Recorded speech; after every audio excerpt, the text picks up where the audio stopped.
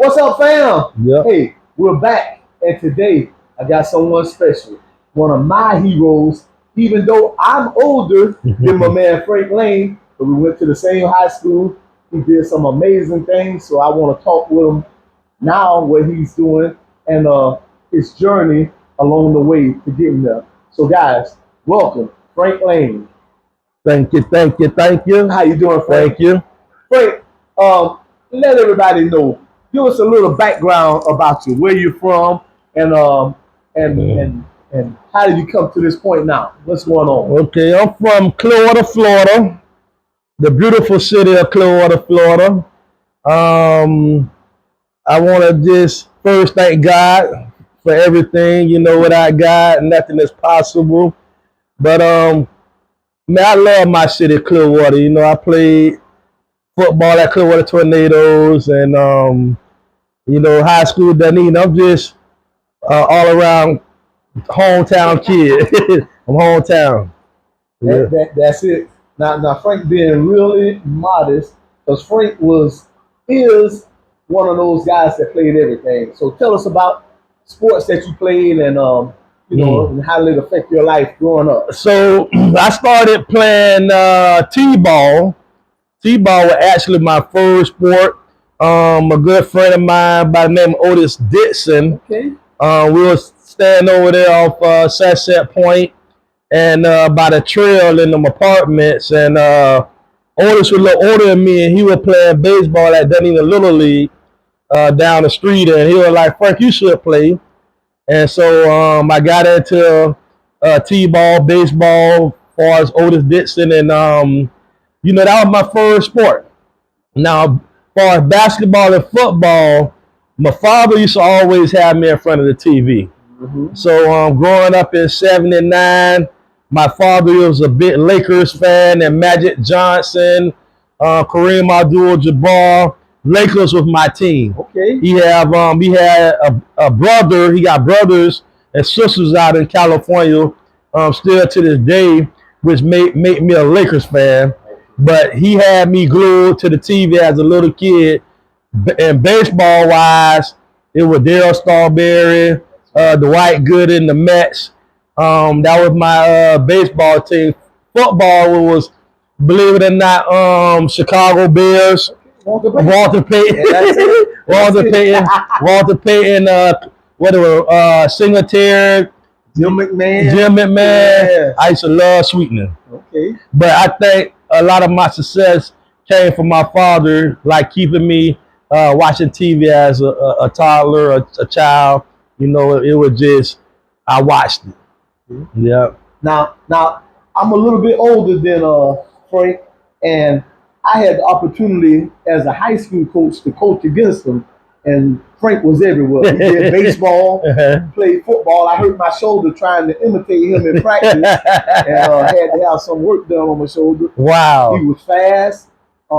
Played basketball, was a 4-star athlete. Frank was the man. So, Frank, what was your best sport? Oh, man, that's a great question. Believe it or not, baseball. Baseball? Like me and my father talk about it a lot. You know, we talk about how, you know, God does things for a reason. Mm-hmm. But baseball wise, if I would have played in college, if I would have pursued it, I could have been a major leaguer. Okay. But God had other plans. He had other plans, but baseball, I felt like I could have made it to the majors. Exactly. And I'm pretty sure you would have. Yes. You have some skills. Now, so tell us about your journey from high school, your opportunities that you have, and what sport you chose going into college. Okay. So Cincinnati was recruiting me. Actually, like I said, they actually were recruiting Philip Muzan.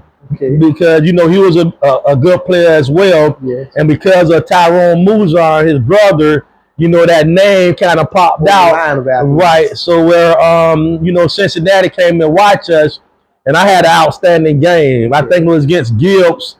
I had like 3 interceptions, 7 catches for 171 yards. They took me out the game. Well, they didn't know I was like 5 yards short of the school record. And it was like I say, like I said, the end of the third quarter.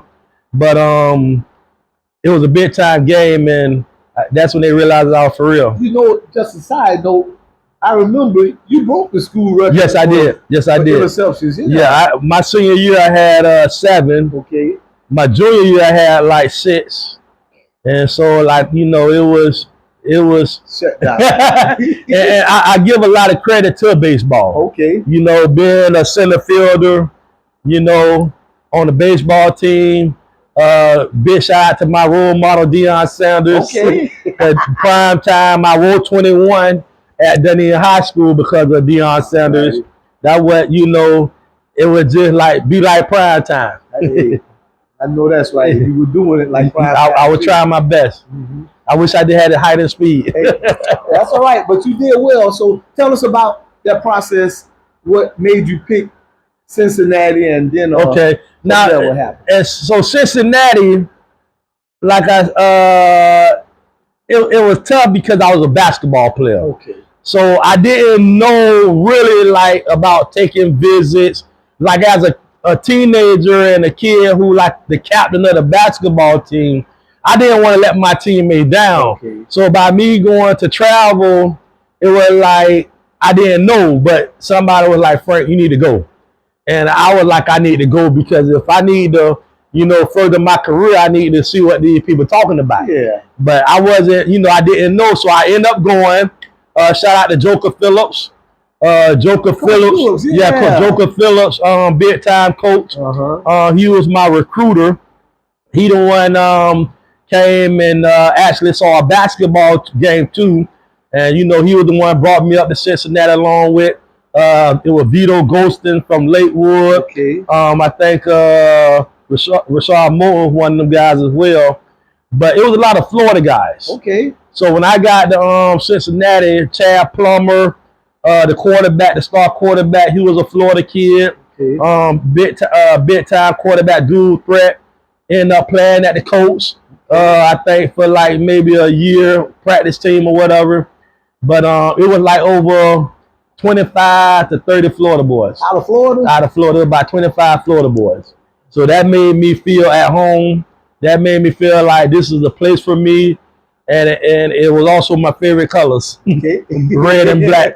Red and black. So at Dunedin, I was red. Clearwater Tornadoes, I was red. Okay. Cincinnati, I was red. Okay. So tell the people out there, what kind of, if it was a culture shock to you, coming from high school where you are the top dog, right, and then you get to college and you're with other top dogs from around the country, how did you react to that, and how did it affect your performance or your mindset?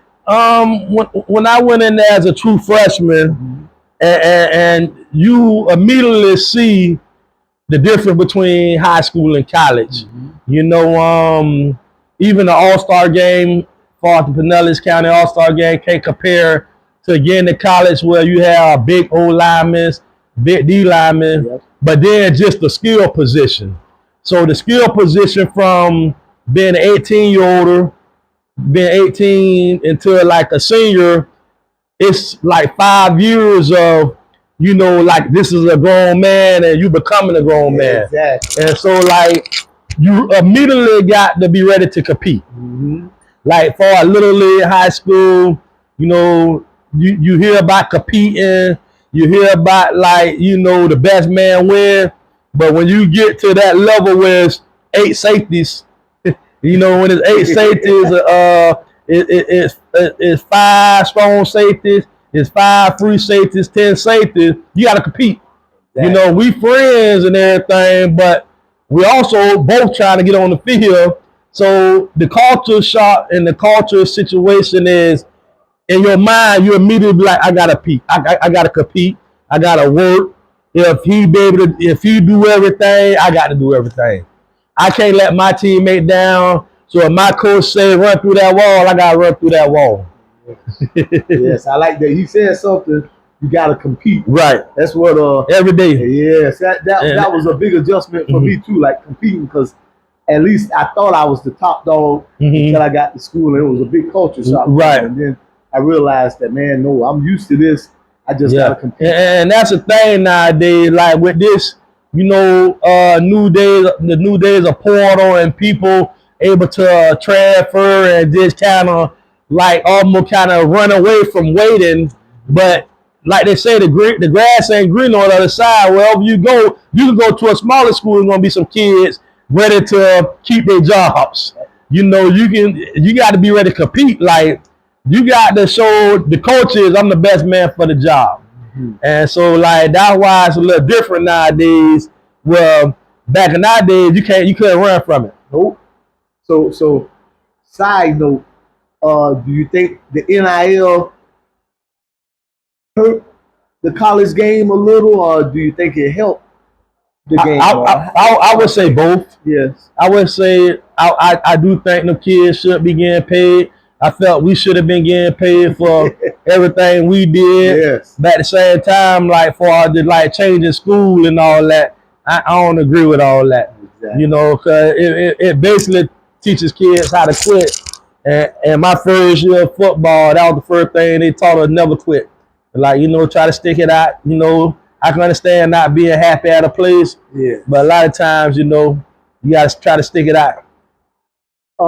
So now, after how long were you at UC? I did 5 years. So you did 5 years? I redshirted my freshman year. Did you finish up with your degree? Yes, I got a bachelor degree. Okay. My major is criminal justice. So after you played ball, did you have an opportunity, you know, like to go on play any professional, or if not, how did you deal with your identity? Now I'm not a football player. I'm not an athlete. Yeah. What's next? How did you deal with it? One thing I learned as a kid was to always have that backup plan. Mm-hmm. Like, you know, when people talked about, okay, going to the NFL, like, you know, I was a 3-sport star, so I really thought I could have made it in one of them. But also, I realized if I didn't make it, what do you want to do in life? And I learned from a young child of God, a Christian man, I want to give back to my community. Exactly. And so my backup plan was to come back home and give the kids something that I didn't have. And that's where I became the big time coach, I think, of my neighborhood, because I wanted to give back to the kids, you know, and I think I did a great job of I'm doing a great job of doing that. Okay, that's what I was going to ask you. Did you ever feel that pressure, you know, to come back and give back to the community and make sure that the younger generation are, you know, that's looking up to you, that they on that right path and realize the options that they have? And like, that's what I always want to do. Like Stacey, I promise, like when I stopped playing football, I kind of immediately realized that, you know, I ain't going to have an NFL career. Because like I said earlier, I wish I had Deion Sanders 4.3 speed. I wish I could jump out the gym. That wasn't my strength. My strength was being able to be on the field and show you what I can do. Before I testing wise, that wasn't my strength. And so, you know, after football, it was an easy transition to, you know, come back home. I was a mama's boy. You know, so it was easy to come home back to mama. You know, and but I don't regret nothing. You know, everything happened, and I just thank God for all the opportunity. Question: knowing what you know now, if you can go back to any point in time while you were in college, at what point would you go back? At the beginning, in the middle, or right at the end? It would have been the middle. So watch. This is a great answer.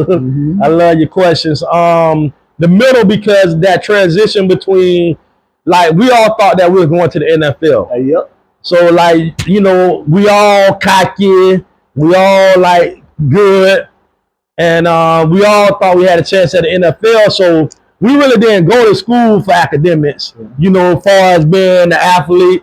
I wish I would have took academics more serious. But I would have majored in education. Like, I majored in criminal justice, so the transition now is, you know, harder to get your teacher certificate. When if I would have majored in education, I would have came out of college with a ticket. I would have been ready to go, and I'd be a lot richer. Yeah.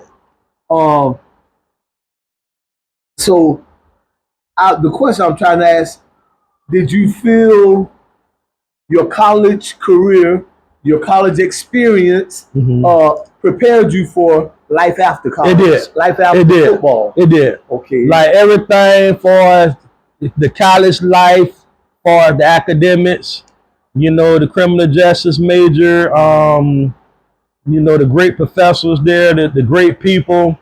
Like, you know, the first 2 years, it teaches you discipline where if your grade's not right, you know, you have to have more hours of study table.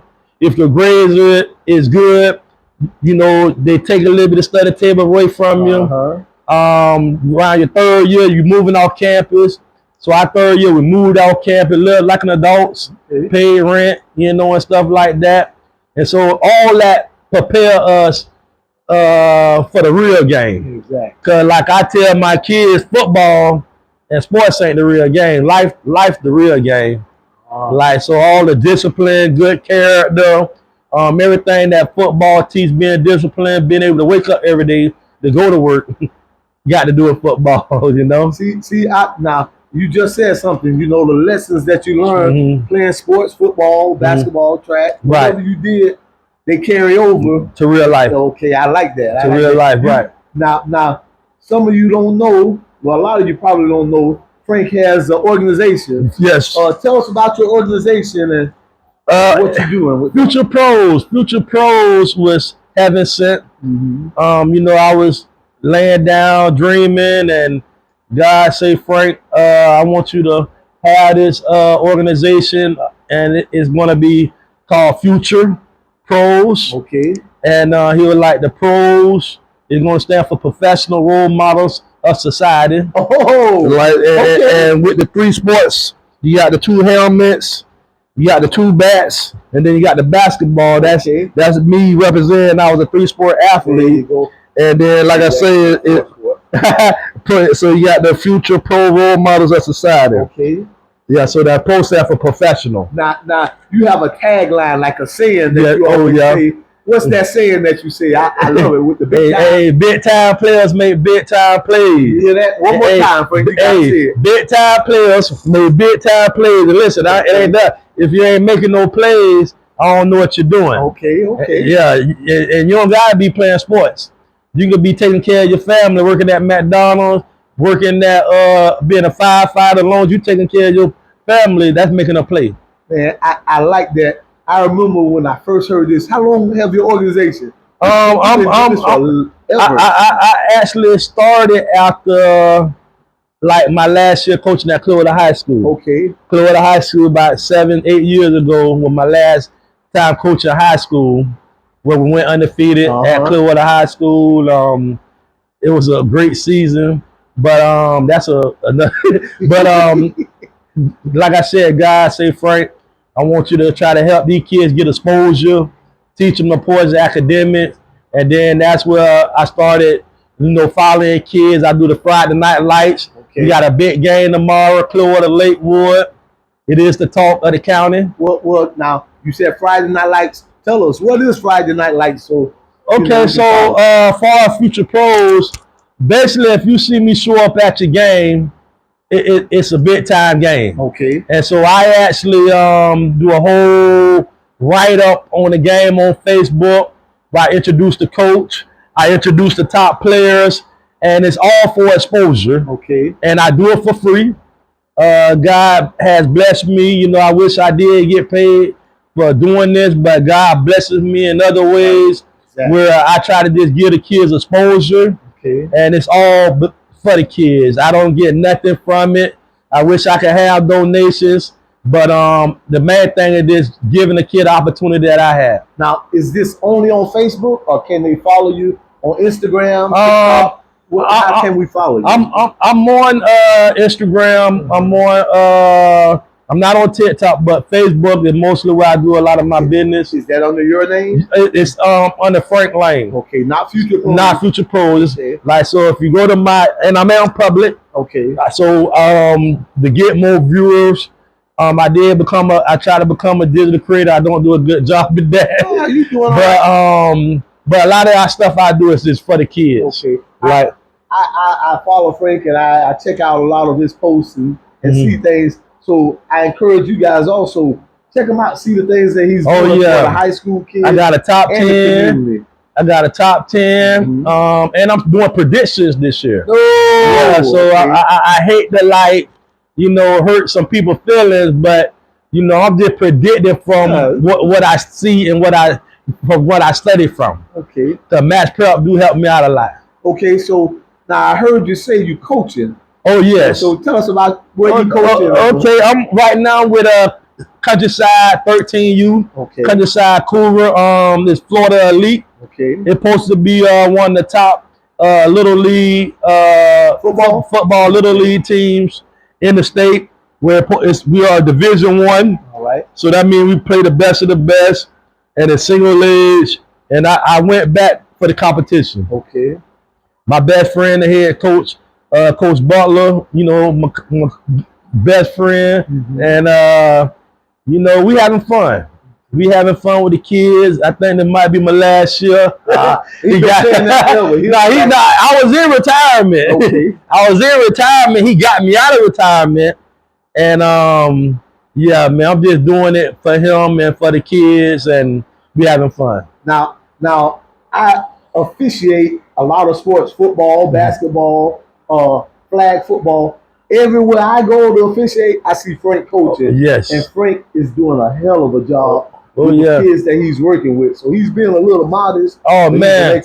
Hey, and thank you for that, because if it was a coach of the year last year, I think my name would have been in the hat. Oh, yeah. Because I'm at Palm Harbor Middle School. Okay. This is my fifth to sixth year. Palm Harbor? 5th year, yeah, Palm Harbor. Okay. We won the Northern Division champions. Exactly. At first I was losing. So my first 3 years, I was losing. I was kind of down on myself. I knew the talent wasn't the greatest, but sometimes as a great coach, you think you can still, be able to win. Exactly. But I was losing. I won a little bit, but was losing mostly. But this past year was like a dream season. My mama passed, and I actually dedicated the whole season to my mother. Okay. Because believe it or not, what Stacy, what God is good is, my best player was a 3-year player for my MVP of my team. Okay. His father passed like 3 or 4 years ago, 4 or 5 years ago. My star player, one of my small forwards. About a kid. The first kid name was Jezreel Ferreira. He at Palm Harbor Middle School. Okay. Jacob Hilton, one of my top players. He lost his father at an early age, and then lost his mother. So he lost both of his parents. And then when I won the Pinellas County Championship with football, my MVP quarterback lost his father by I think 2 years ago. And so, with my brother passing the past year, it was like God was doing something. Exactly. And I don't know what God was doing, but I knew God wanted me to be a part of their life. Yep. Well, we became a family. We always didn't get along, but they knew that I meant well, and I was about business. But it was very hard feeling to know that the kids lost parents at a younger age than I did. Man, I know. As when your players 20 years from now, 30 years from now, when their kids grow up and start going to school, what do you want your players now to say about you 20, 30 years from now? What would you like to hear them say about Coach Lane? Well, I would like to hear them say that, I was fair. I was a player's coach. I was a great coach.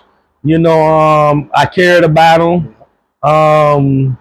I feel like when I do see former players, you could tell that I did a great job, you know, because it's like family. Exactly. I think one of the biggest things I truly believe in as a coach, like once I coach you, like once I touch you, Yep. you family for life. Yeah. So like you my little brother. I know I'm gonna get you better. Mm-hmm. I know I'm gonna get you better, and just understand we will be family forever. So when I follow these kids in high school, it's just like that's my little brother. That's a kid I was able to touch, and hopefully they can put on the show for me. I like what you said, because when I told my daughter, my producer, that I was we going to talk with you, boy, she was like, no, not and you know, like all the kids that you coach, taught while you was in the classroom, they always come up with the sayings. Man, Coach Lane, big time players, big time players. Education is a key. Exactly. Been saying it for years. Yeah. So he mean what he say, and he say what he means. Yes. That's it. That's it. Well, I got a couple more questions. Okay. We gonna let you get up out of here. So, Dunedin, the high school that we went to, they have a new program, and I know they're trying to get players back, former players like us. How do you see with what's going on with the high schools? These kids going to different schools. How does it? You think it affect, you know, like a community? Football has changed a lot, you know, especially with Dunedin. You know, much love to Coach Kleinman. I feel he's doing a wonderful job so far with trying to bring the alumni back. We done talked, and you know, I told him I fully support him, and I wish him the best. And you know, it just nowadays the loyalty. Is there any? Not really. And kids just want to win. They don't really want to build nothing. And the thing you got to do is, like, as a head coach, let the kids know you love them. And hopefully if they know you love them and got the best interests, then hopefully they'll stay. You know, but it starts with the kids. You know, you can be net saving, but if you don't got them big time players who can make plays, it's kind of hard to win. Man, big time. Exactly. Yeah. So they still just resonate with me. Big time players. Hey man, listen, you gotta believe it, man. Like right now, I got a thing I do when I was coaching high school called MAD plays. Okay. And MAD stand for make a difference. Okay. So like big hits, big blocks, like turnover battle, like hustle play, like. If you get that play, like say you get big hit, you get to write your name on the board. All right. And we're gonna put a sticker on your back of your helmet. And so it basically give the kids something excited to do. It kind of make it play harder. Exactly. You know, so that part of that big time players make big time plays. Man. Yes, sir. I know that's right. So I got to go back again. Knowing what we know now, we're a little bit older, we're a little bit wiser, and we had a lot of experience and all. If you could change anything, and I do mean anything, playing sports, going to school, what you're doing now, what would that one thing be that you would change, knowing what you know now, and why would you do that? Why would you change it? So I talked about the education part for like becoming a teacher. Exactly. Like majoring in education.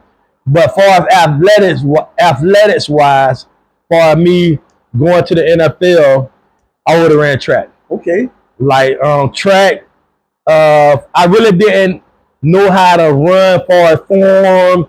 I was the kid who didn't like to lose. So if I know you faster than me, I'm like, why should I race you? Like that didn't make sense. Exactly. But I didn't know I was racing against the clock. Nobody told me like, Frank, it ain't about beating him. It's about beating that time. So if I could do anything over again, I wish like, you know, you got Blazing Raisin and Largo Elite, and I would have ran track. But you know, we didn't have opportunities like the kids today have. We just competed. Right, that's it. Yeah. But if I could have ran track and ran that 4.3, 4.4, I would have been even dangerous. Okay. Now, before we close out, is there anything that you would like to add or you would like to say? Anything that you want to tell us about yourself? Okay. That people out there don't know about you? Uh, Anything that you would like to say? Man, that's awesome, man. Stacy, man, like, to be honest, like, life been good, God been good. I'm very humble. You know, I mean well, I love kids. I want to see everybody win. Like, I'm the type of person, I think that's why I'm so real respected in my city and all over, because people know I love everybody. Exactly. You know, my mother was my heart. Like I said, I live That's for my so mother. I want to take care of her. My dad, he the same way. You know, you know what I'm saying? So, you know, basically, like, man, like, I do everything for love. Like, you know, like, I'm doing this game Friday night. It's for the kids, you know. I just wish we could love more, because, you know, I'm very intelligent with the politics. You know, I'm very smart for our Christianity about the biblical stuff, God and all that. And so nobody perfect. Nope. I'm not perfect. You know, I make a lot of mistakes, but I do know God is in control of everything. I do know God is, you know, the reason I'm doing what I'm doing. Exactly. And so, like, I'm blessed, and like I said, I'm love doing what I'm doing. I'm just ready to take it to a whole nother level. Frank, I'm gonna tell you. Of course, I'm a lot older than Frank, and I'm telling you, man, Frank is one of the best people I know. The community supporter. He's well known. He's doing a lot of great things, and man, keep doing it, Frank. I'm gonna support you, and I know everybody else in the community gonna support him.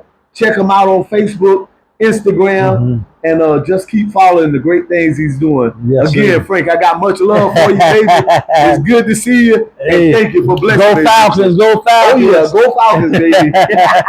Yeah. Hey, y'all take it easy, and we'll see you later. Oh yeah.